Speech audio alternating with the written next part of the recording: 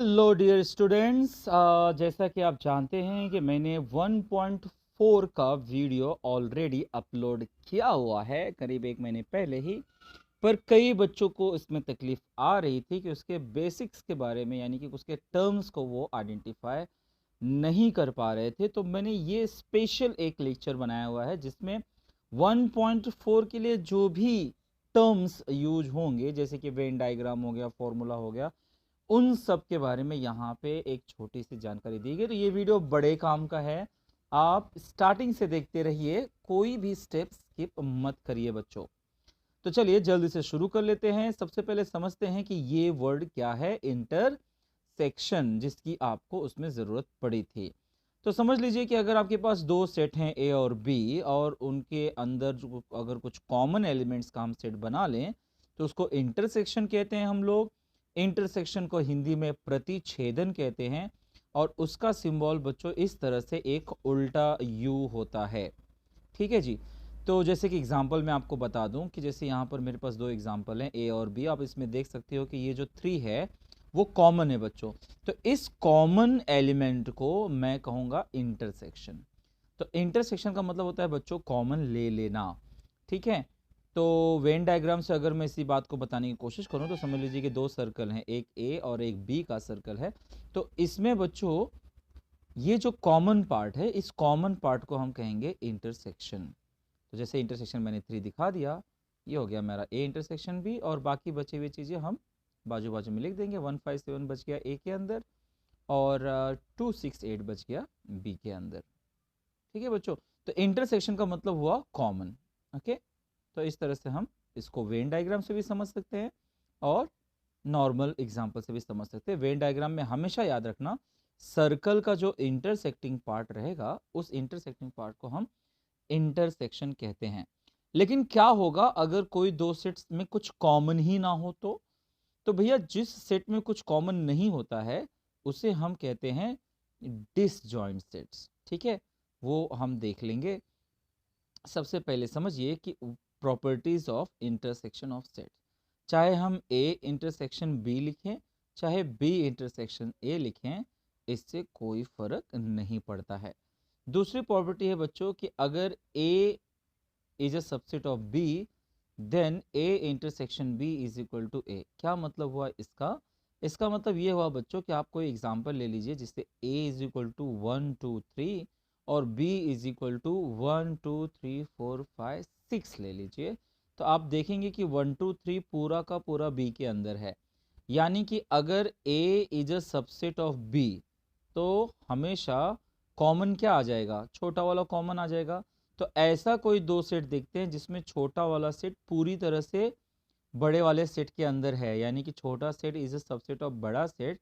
तो आंसर छोटा वाला आएगा इंटरसेक्शन में। इसी तरह से अगर इसका उल्टा समझें कि बी इंटरसेक्शन ए हो, तो उसका इंटरसेक्शन करने पर बी आंसर आ जाएगा।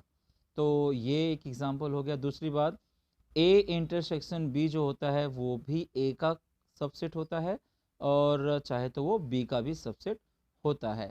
जैसे अगर मैं एग्जाम्पल, पिछला वाला एग्जाम्पल आपको दिखाऊं, तो जैसे ये था, देखिए जैसे कि ए इंटरसेक्शन बी जो है बच्चों, तो ये देखिए ये ए का भी सबसेट है और बी का भी सबसेट है। ठीक है।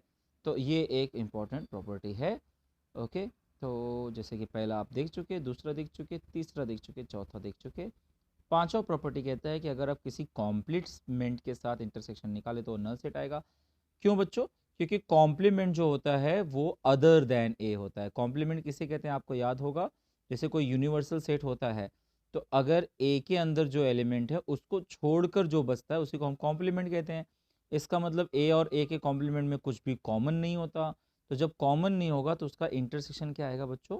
एक नल सेट आएगा। और अगर किसी सेट का खुद उसी सेट के साथ हम लोग इंटरसेक्शन कर दें तो उसका आंसर वही ए आ जाएगा। और अगर नल सेट के साथ करें तो भाई फिर से कुछ कॉमन नहीं आएगा और आंसर नल सेट होगा। तो इस तरह से बच्चों इसमें 7 प्रॉपर्टीज है। इसको बेहतर होगा कि आप कुछ एग्जाम्पल्स लिख लिख कर हर एक प्रॉपर्टी को आप वेरीफाई कर लीजिए। फिर जैसा कि मैंने आपको बताया कि अगर कोई दो सेट हो जिसमें not a single element is common, कुछ भी कॉमन हो ही ना, तब ऐसे सेट्स को हम डिसजॉइंट सेट्स कहते हैं। जैसे आप ये एग्जांपल देख लीजिए, इनमें कुछ भी कॉमन नहीं है, तो अगर जब कॉमन नहीं है तो हम कहेंगे इसे डिसजॉइंट सेट। और इनके सर्कल अगर हम बनाएंगे भी तो ये इंटरसेक्ट नहीं करेंगे बच्चों। और ऐसे सेट का इंटरसेक्शन हमेशा एक नल सेट आएगा। तो ये हुआ हमारा डिसजॉइंट सेट। अब देखते हैं यूनियन क्या होता है। यूनियन बच्चों इंटरसेक्शन का उलट होता है। जैसे यहाँ पे कह रहा है कि let A and B be two given sets, in the set of elements of set A and B is called the union of two sets. तो यूनियन ऑफ टू सेट्स के लिए देखिए हम यहाँ पर एक एग्जांपल ले लेते हैं। ओके, आ जा भाई एग्जांपल, हाँ आ गया। तो a इज इक्वल टू है -1 -3 -5 0 और b इज इक्वल टू ये है बच्चों। तो a यूनियन b क्या होगा? देखिए इंटरसेक्शन में अगर हम लिखते तो सिर्फ जीरो लिखते इंटरसेक्शन, हाँ, लेकिन यूनियन में क्या करते हैं, जीरो तो एक बार लिखेंगे बच्चों, लेकिन बाकी चीजें भी हम लिखेंगे -1 3 -5। यानी यूनियन जो होता है वो कॉम्बिनेशन ऑफ ऑल होता है। तो जैसे यहाँ पर आप देखिए, तो जैसे यहाँ पर इंटरसेक्शन, ये जीरो इंटरसेक्शन वाला पार्ट है, लेकिन जब हम यूनियन कहते हैं तो हम ये पूरा लिख रहे हैं बच्चों, -1 -3 -5 0 3 5। तो ध्यान रखना, इंटरसेक्शन यानी कि प्रतिच्छेदन का मतलब जीरो, सिर्फ जीरो, उसका जो सिंबल होता है उल्टा यू होता है। जब हम सीधा यू लिखते हैं बच्चों तो उसका मतलब यूनियन होता है, और यूनियन में हम सब कुछ लिख डालते हैं। तो इस तरह से यूनियन, इंटरसेक्शन, डिसजॉइंट ऐसे तीन जरूरी शब्द हैं या तीन जरूरी टर्म्स हैं जो आपको 1.4 के पहले जान लेना चाहिए। इसके बाद आ जाता है इसका भी प्रॉपर्टी। जैसा कि पहला प्रॉपर्टी उसमें था बच्चों, चाहे ए इंटरसेक्शन बी लिखो चाहे बी इंटरसेक्शन लिखो सेम होता है। इसमें पहला प्रॉपर्टी कि चाहे यूनियन ए यूनियन बी लिखिए चाहे बी यूनियन ए लिखिए, कोई फर्क नहीं पड़ता। इंटरसेक्शन में आपने सीखा कि अगर छोटा वाला सेट बड़े वाले सेट के अंदर पूरी तरह से है तो छोटा वाला आंसर होता है। यूनियन में क्या होगा, बड़ा वाला आंसर होगा, क्योंकि यूनियन में हम सब कुछ लिखते हैं, इसलिए जो बड़ा वाला सेट है वो हमारा फाइनल आंसर होगा। एग्जाम्पल अगर आप मैं फिर से याद दिला दूं, समझ लीजिए ए के अंदर है 1 2 3, इसके अंदर है 1 2 3 4 5। तो 1 2 3 बेटा कॉमन हो गया, एक्स्ट्रा बच गया 4 5, वो भी आ जाएगा यूनियन में। तो यूनियन में हमेशा बड़ा वाला आंसर हो जाएगा। और उसमें था कि जो इंटरसेक्शन था वो था सबसेट ए का। यहाँ पर अगर मैं आपको पीछे लेके चलूं तो देखिए किस तरह से, ये मैं पीछे आ जाता हूँ। ओके, तो पीछे देख लीजिए, तू हट जा भाई। अम, ये रहा हमारा पीछे वाला सेट। देखिए यहाँ पर क्या हो रहा है, यहाँ पर देखिए जो ए है और जो बी है, तो ए यूनियन बी उनसे बड़ा है ना बच्चों। तो क्या होगा कि जो ए है वो ए सबसेट है ए यूनियन बी का। इंटरसेक्शन में क्या होता था बच्चों, सिर्फ कॉमन लिखते थे ना, तो हम कहते थे कि जो इंटरसेक्शन है वो इंटरसेक्शन इनका सेट होता था, सबसेट होता था। लेकिन यहाँ पर क्या होगा, अब ए यूनियन बी बड़ा है तो मैं कहूँगा कि A is a subset of A union B, और यहाँ पर कहूँगा कि B is a subset of A union B. तो ठीक है, ये प्रॉपर्टीज जब आप एग्जाम्पल के तौर पे करते हैं तब ध्यान रखिए ये सब एग्जाम में नहीं पूछे जाएंगे आपसे, लेकिन आपको जानना तो चाहिए। और अगर कॉम्प्लीमेंट करेंगे तो आपको पता है कॉम्प्लीमेंट हम ढूंढते कहाँ से हैं, हम ढूंढते हैं यूनिवर्सल सेट में से। तो अगर ए और ए का कॉम्प्लीमेंट कर दे तो यूनिवर्सल आ जाए। आपको याद तो है ना कि इंटरसेक्शन करेंगे तो नल सेट आएगा, और यूनियन कर दोगे तो यूनिवर्सल सेट आ जाएगा बच्चों। और किसी भी सेट का उसी सेट के साथ अगर यूनिवर्सल करें, मतलब ये यूनियन करें चाहे इंटरसेक्शन करें, आंसर ए ही आएगा। और नल सेट के साथ करेंगे तो भाई बड़ा वाला ए वो आंसर आ जाएगा, जबकि आप इंटरसेक्शन करते थे तो नल सेट आते थे। बच्चों मैं आपको सजेस्ट करूंगा कि ये जो यूनियन का जो प्रॉपर्टीज है और जो इंटरसेक्शन का प्रॉपर्टीज है, दोनों को आप साइड बाय साइड रखिए, कंपेयर करिए, कंपैरिजन कर कर आप डिफरेंसेस को पहचानिए, तब ये प्रॉपर्टीज आपको बड़े इजीली याद हो जाएगा। वैसे तो मैथ याद करने वाली चीज़ नहीं है, पर कुछ बातें आपको याद रहेंगी तो अच्छी बात है। फिर आ जाइए, ये एक वेन डायग्राम का प्रैक्टिस कर लेते हैं। आपको पता है कि हमारे एक्सरसाइज में एक सम है और एक प्रॉब्लम सेट में एक सम है। बड़ा प्यारा सम है। चलिए हम अभी इसका एक प्रैक्टिस कर लेते हैं। ये रहा हमारा बड़ा वाला u और एक एक करके आंसर दीजिए। u क्या होता है बच्चों? u का मतलब ये पूरा का पूरा रेक्टेंगल में जितने भी एलिमेंट हैं, जितने भी एलिमेंट मतलब ये सर्कल वाले भी, कॉमन वाले भी, और ये पूरा का पूरा आंसर हो जाएगा बच्चों। मतलब 1 से लेके 10 तक सब कुछ, 12 तक है। ओके 12 तक है, तो 1 से लेके 12 तक जितना भी इसमें दिख रहा है वो सब कुछ u है बच्चों। आपको इसमें से a कैसे पहचानना है? a का मतलब जो a के सर्कल के अंदर दिख रहा है ना बच्चों, वो पूरा का पूरा a हो जाता है। तो भैया a का मतलब वो पूरा का सर्कल, b का मतलब b का पूरा सर्कल जिसमें 8 और 10 आएंगे फिर से। a यूनियन b बच्चों मतलब दोनों सर्कल को मिला के, तो 8 और 10 भी इसमें रिपीट हो जाएगा। जो रिपीट होता है बच्चों उसको हम एक ही बार लिखते हैं, बाकी सब कुछ लिखा 1 2 3 1 2 3 4 5 6 7 8 10। मैंने बच्चों असेंडिंग ऑर्डर में लिखा है, पर ये कोई ज़रूरी नहीं है। आप जैसे जैसे दिख रहा है वैसे भी लिखोगे तो भी चलता है। A intersection B, A intersection B मतलब बच्चों सिर्फ कॉमन वाला, तो सिर्फ कॉमन वाला क्या है? 8 और 10 है। उसके बाद बोल रहा है ए का कॉम्प्लीमेंट। कम से कम अब आप समझ जाइए कि कॉम्प्लीमेंट किसे कहते हैं। तो देखिए जैसे ए है 2 4 6 8 10, तो ए का कॉम्प्लीमेंट बच्चों मतलब ए का सर्कल पूरा पकड़ लो आप, और उसको छोड़कर जो बचेगा, इसको छोड़कर क्या बच रहा है? 1 3 7 5 12 11 और 9।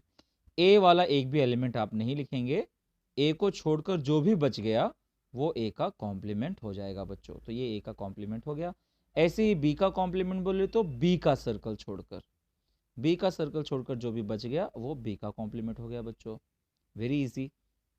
उसके बाद आ गया ए यूनियन बी का कॉम्प्लीमेंट। तो ए यूनियन बी आप समझते हैं कि दोनों सर्कल को मिला के ए यूनियन बी होता है बच्चों। दोनों सर्कल को जब हम ज्वाइन कर लेते हैं तो वो ए यूनियन बी होता है। तो जब दोनों सर्कल को छोड़कर जो बच गया वो ए यूनियन बी का कॉम्प्लीमेंट हो गया।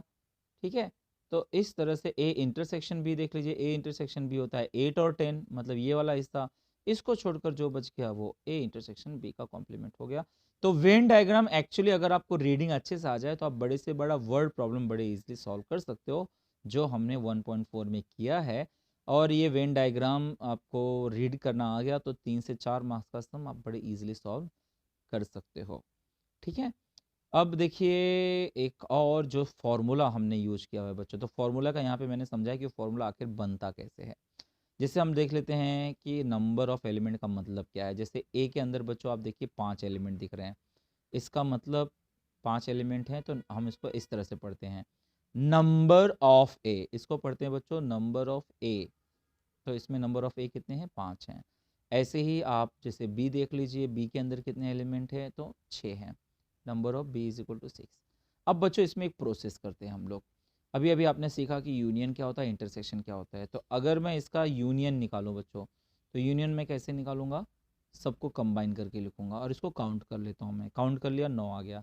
इंटरसेक्शन निकालूंगा बच्चों तो सिर्फ कॉमन लिखूंगा। 6 और 12 कॉमन है, देखिए आप 6 और 12 दोनों में कॉमन दिख रहा है, तो 6 और 12 मैंने कॉमन ले लिया बच्चों।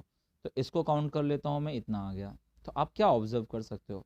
आप यहाँ पे ऑब्जर्व कर सकते हो कि number of A plus number of B 11, और यहाँ पर इन दोनों का सम भी 11। अब मतलब कोई भी एग्जाम्पल ले लीजिए, उसमें आप नंबर ऑफ ए निकालो, नंबर ऑफ बी निकालो, फिर उनका यूनियन और इंटरसेक्शन, आप हमेशा पाओगे कि इसका सम इज इक्वल टू इसका सम, ये हमेशा होगा। सो ऑब्जर्व ये है कि number of A plus number of B 11, और इनका भी आंसर 11 है। इसका मतलब this is equal to this. बस हमारा फॉर्मूला आ गया। Number of A union B is equal to number of A plus number of B, और इसको वहाँ पे लिख दीजिए। इसी फॉर्मूले का हमने 1.4 में बार बार इस्तेमाल किया है। तो अगर आप ये बेसिक्स का वीडियो आपने पूरा देख लिया है, तो अब 1.4 में ना तो आपको फॉर्मूले को लेकर कोई डाउट होना चाहिए, ना यूनियन का मतलब क्या होता है, इंटरसेक्शन का क्या मतलब होता है। इन सब चीज़ों को लेकर आपके डाउट काफ़ी हद तक सॉल्व हो जाएंगे। उम्मीद है आपको ये लेक्चर अच्छा लगा होगा, आपका बेसिक और इम्प्रूव हुआ होगा। अब इसकी मदद से आप 1.4 और प्रॉब्लम सेट के बहुत सारे सम आसानी से कर सकते हैं। आज के लिए इतना ही, बहुत बहुत धन्यवाद। इसी के साथ हमारा जो चैप्टर 1 सेट से है पूरी तरह से कंप्लीट हो गया। एक वीडियो और बनाऊंगा जिसमें मैं MCQs और कुछ छोटे छोटे सम बाकी हैं वो भी आपको कंप्लीट करा लूँगा। शुक्रिया, टेक केयर, घर में रहिए, सुरक्षित रहिए। Bye bye.